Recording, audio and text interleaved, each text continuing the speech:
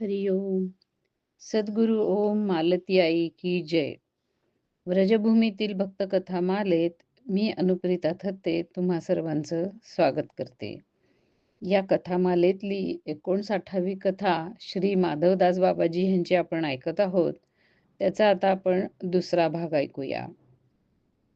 माधवदास बाबाजी माधुरी अली ह्या टोपण नावाने पदरचना सुद्धा करत असत.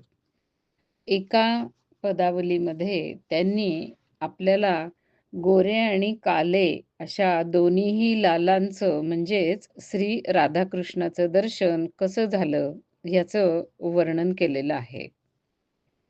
बिहरत कुंजन में दो लाल, गौर श्याम की माधुरी मूर्ति, संग सखिन के जाल. बिहरत कुंजन में दो लाल, गलबैया दय भरे उमंगन, चलत मत गज चाल. बिहरत कुंजन में दो लाल, बात कहत मुस्कात मगन मन, सुंदर नयन विशाल. बिहरत कुंजन में दो लाल, निरखत प्यारी छवि मन मोहन, मुख अरविंद रसाल. चकित थकित भई जय जय बोलत, चरण लगावत भाल. बिहरत कुंजन में दो लाल, तुम ही मम गति प्रेम दुलारी, छिन बिछुरत बेहाल.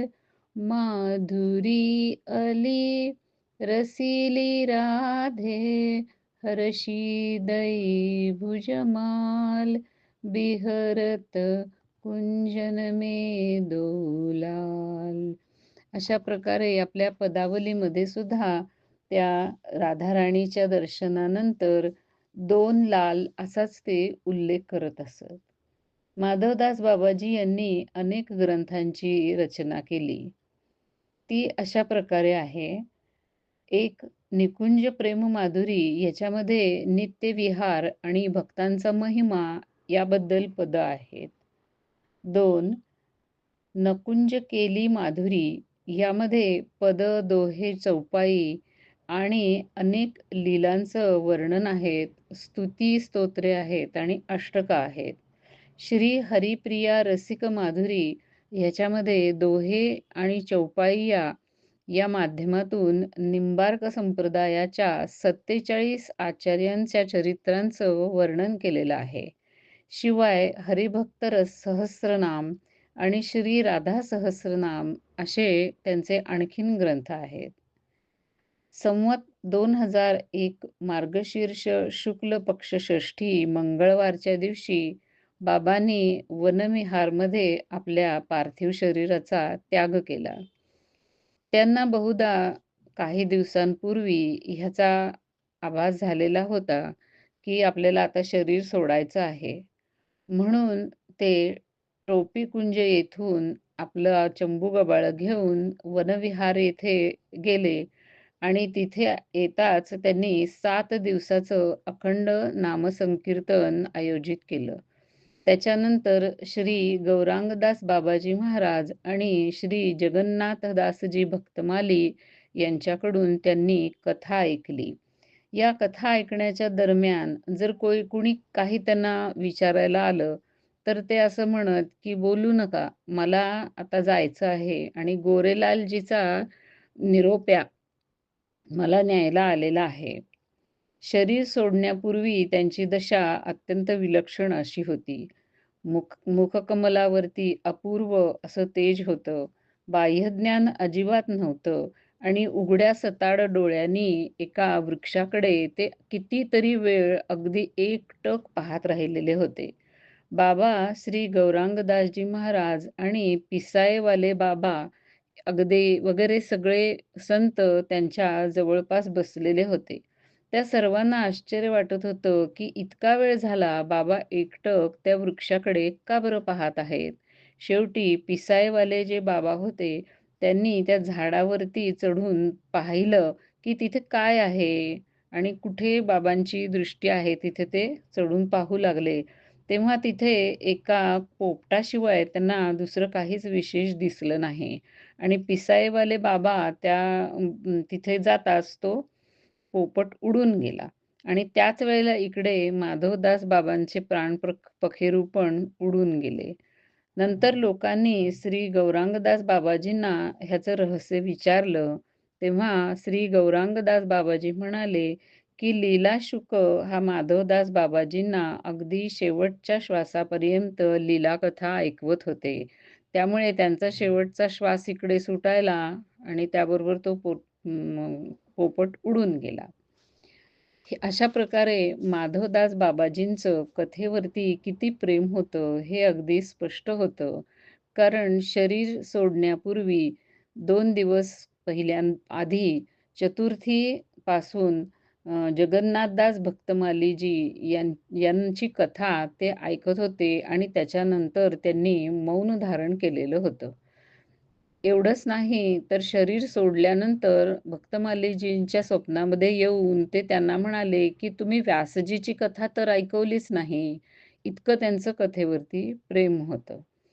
व्रजभूमीमध्ये भक्तमाल कथेचा प्रचार आणि प्रसार करण्याचं श्रेय मुख्य स्वरूपाने माधवदास बाबाजींनाच जातं.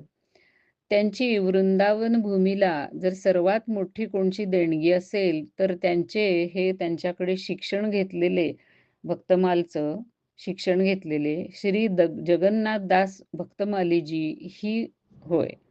आज अनेक दिवसपर्यंत पुढे ते स्वतः अशाच प्रकारे तन-मन-धनाने संलग्न होऊन भक्तमालचा प्रचार करत असत. जगन्नाथदास बाबाजी यांच्या भक्तिरसाने परिपूर्ण अशा रूपी मानस सरोवरातून निघालेली भक्तमालची कथा ही एखाद्या गंगेप्रमाणे लोकांना पवित्र वाटे आणि ती कथा ऐकताना लोक आनंद विभोर होऊन जात असत. लोकांना असं वाटत असे की जणू माधवदास बाबाजीच कथा करत आहेत. माधवदास बाबाजींच्या भक्तिमय हृदयाची एक झलक त्यांच्या एका शब्दातून मिळते. त्यांना पठ्ठा हा शब्द अतिशय प्रिय होता. ते पठ्ठा कुणाला म्हणत, तर ज्या कुणामध्ये भक्तीची लक्षणं त्यांना दिसत आणि ज्यांच्यावरती त्यांचं प्रेम असे, ज्याला ते आपला समजत, त्याला ते पठ्ठा असं म्हणून बोलवत असत. म्हणजे तो आला की "आव पठ्ठे" म्हणायचं, "वाह पठ्ठे" असं त्याचं कौतुक करायचं. पठ्ठे या शब्दाने त्यांना अभिप्रेत होतं ते म्हणजे पहलवान.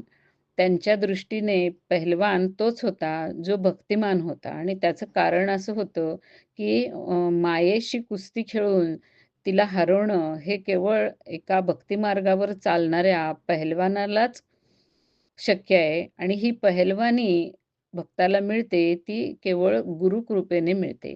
म्हणून ते म्हणत, की "गुरु मेहरबान तो चेला पहलवान." भक्तिहीन व्यक्तीला ते हाडामासाचा किडा असं म्हणत असत आणि त्याच्यासाठी म्हणत असत, "भक्ती भई तो हिरा, नहीं तो हाडमास को किडा." अशा प्रकारे त्या व्यक्तीचं ते वर्णन करत असत. असे हे भक्तमाल कथेवरती अत्यंत प्रेम असलेले संत होते.